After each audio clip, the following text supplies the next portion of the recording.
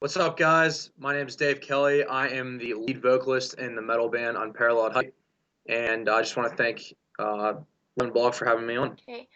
Do you ever change a song's lyrics when you're doing a live set? No, we write them in a way that we feel carries through, like being wise the whole time. So when we write lyrics, we have like a very definitive meaning of what we want them to mean. So we don't change them up. We keep them in stone, and we move forward from there, and we perform them live that way.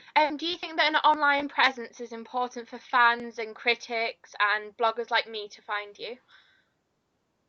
Absolutely. I think that's one of the coolest developments of music over time, and just really anything over time, is that fans can be so interconnected with the artist. And always thought that was the coolest thing when social media started, was like, whether it was like athletes or musicians or politicians, whoever it was, you had this like direct line of communication with them now, and it's just gone crazy. Like bands get careers started off them now, which is awesome. So very cool. If you were only allowed one album for the rest of your life, which album would you choose? Gonna have to go with City of Evil from Avenged Sevenfold. That album it's so diverse, and it's revolutionary in terms of the genre that is my favorite music, and I just think it just did wonders for bands and stuff, and even themselves. So that would be my album that You're I would choose. compared a lot to bands like Avenged Sevenfold, and like Black Veil Brides and stuff like that. What do you think about that? Well, first of all, I take that as a huge compliment. I have looked up to Avenged Sevenfold for the better, uh, and I think that they are to us what Metallica and Iron Maiden and those bands are to them. And by saying that, I mean, like, we kind of set them as like our standard of what we want to hit musically, and then we judge ourselves based upon them. Like, not just them, bands like Bullet for Valentine, Trivium, All the Remains, Iron Hands. I go on for yeah. I think it's really cool to be compared to somebody like that, and I really think like our material that we've already released, I can really hear those influences a lot in there. Um, but the music that we're going to be coming out with in the near future here, I really hear our own kind of sound, and hopefully that sound will be something that bands that are coming up, maybe in a couple years, will be able to look and go, oh, that's what I want to compare myself to. So I'm hoping that's what we're doing right now, and but yeah, I think that's really cool to You be compared to. mentioned Iron Maiden and Metallica. Were they a big influence on you when you were a child?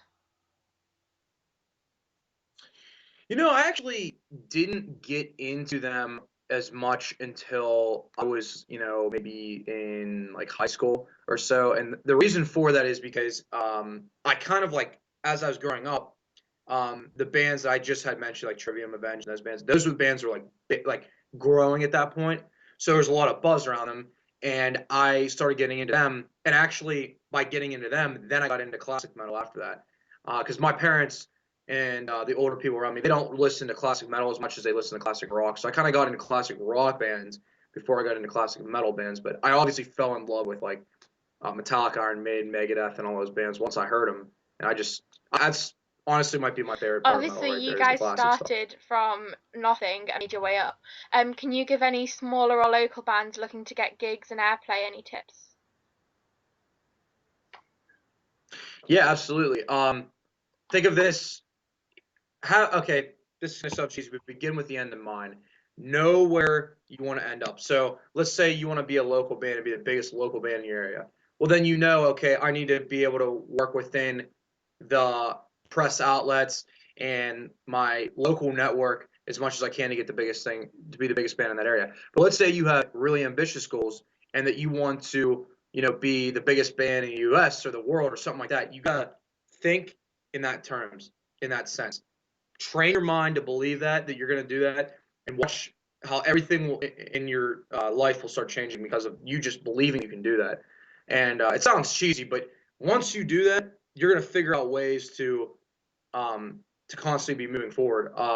For us, that's always how I've been since I started this band. I would say that to people and they think I'm crazy out of my mind. They still think I'm crazy and out of my mind, but fact of the matter is that you have to think like that. You have to be like that. And but like in terms of an actual thing I would do is say, start with your friends. If you want to get friends, the best way of getting people to come to shows is your friends. My band always had good crowds when we started out locally because we always got our friends to come out.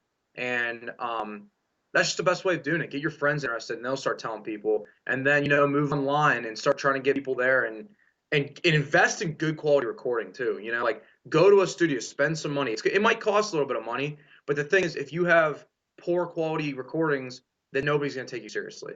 So I found that out very early on. That was the best advice I ever had got in my life. So If you only had yeah, 5 minutes that's my left advice on to them. Earth to perform a song that was going to leave musical influence on future generations, from like old albums like Iron Maiden, that kind of thing, what would you sing? Yeah, or like Queen or something like that. Oh, from one of their albums. Oh my goodness. Oh man, that is really really hard. Oh man. Well, I can't think of anything off the top of my head, but whatever it would be something that. See, the thing for a lot of these classic metal bands, the older bands, is like I really like the music. The lyrics, and there's a difference between lyrics and melodies. I love the melodies and the music. The lyrics, I think sometimes are more like story-esque and that kind of thing. Whereas for me as a songwriter and a lyricist, I focus more on like real experiences, real life experiences, and that's what I kind of write upon. And I think that's very common in metal nowadays.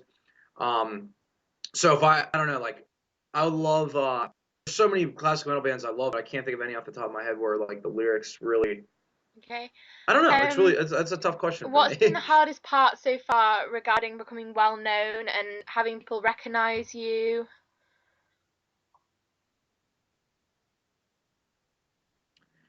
um, well, it's funny. Actually, in between when we spoke a couple days ago and now, I had a pretty weird event happen to me on Facebook. I had been getting like a lot of different friend requests in a very short amount of time, and they just kept rolling in. It was like 30 or 40 within like 3 days. It was ridiculous. And I started getting messages from all of them at the same time. And I'm just kind of like, what is this? Like, this is really weird. And the person started threatening me from all these accounts. So what I figured out was this person had gone through and made all these accounts and was threatening me. And I'm just like, what are you doing? Like, don't waste your time doing this. It's just like there's stuff like that. Like, I want to have these open relationships with fans on Facebook.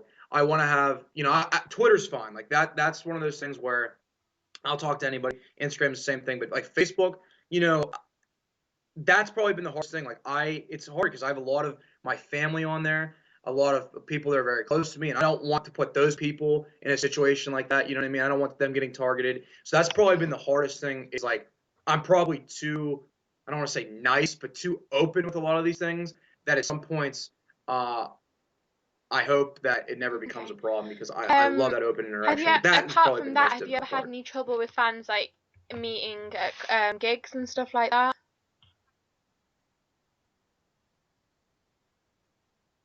No, I've actually had very, very good experiences with that. In the little amount of time that we've actually like gone and like toured and stuff like that, and like played in our hometown and stuff with people that like found us online and stuff. I've had great experiences. That's probably honestly like if you ask anybody in my band, that's probably one of my favorite things about music is the people that I get to meet through it because I'm just a huge people person. I love meeting people. And I'll always be like that guy at the merch table, like talking to people and stuff like that, because I love meeting people and I love, learning about them. Like that's another thing too, is like people always want to ask me like, oh, well, what do you do with this and that? And I'm like, I tell the same thing to everybody. Like, I want to know what you do in your life, and like, I want to have like a friendship with What's my been the band, strangest which part about having I fans value that spread a lot. out all over the world?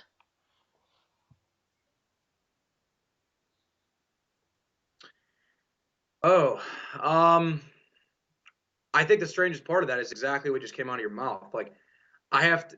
I'll like go to sleep sometimes, and I'll see or I think about like all the people I talk to on Twitter during the day, and just think about like the other day I was like talking to people from like Russia, someone from Serbia, someone from the Philippines, from Indonesia, like a couple states in the U.S. and stuff, and it's just like, man, this is insane. Like you want that to happen, but you never really fully comprehend it until it's actually happening. And it's just like it's one of those things where it's like it blows my mind, and I'm just so grateful for it. Honestly, it's just crazy to think about. Like I still fully have not come to grasp with that, and I probably won't ever until we actually go to those I other know a few of areas your and tour bandmates there. have other That'll jobs. Like kind one of of probably them's be in the when it hits me. Marines.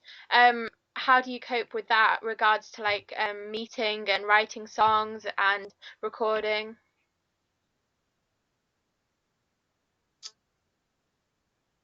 Well, I'd be lying if I told you up until now it's been a huge struggle. So I think, so we've been a band for like 3 or 4 years. The first like year and a half ish, we were in high school, and that was easiest because we were around each other all the time. Although, to be honest, we didn't really think about this in terms of a career until about 2 years ago, and we kind of just approached this something as like, yeah, it'd be cool to do this and that, blah blah blah. But then we never really took it seriously. We started taking it seriously like once we saw how much people liked our music. It's like, wow, we can like probably do something with this.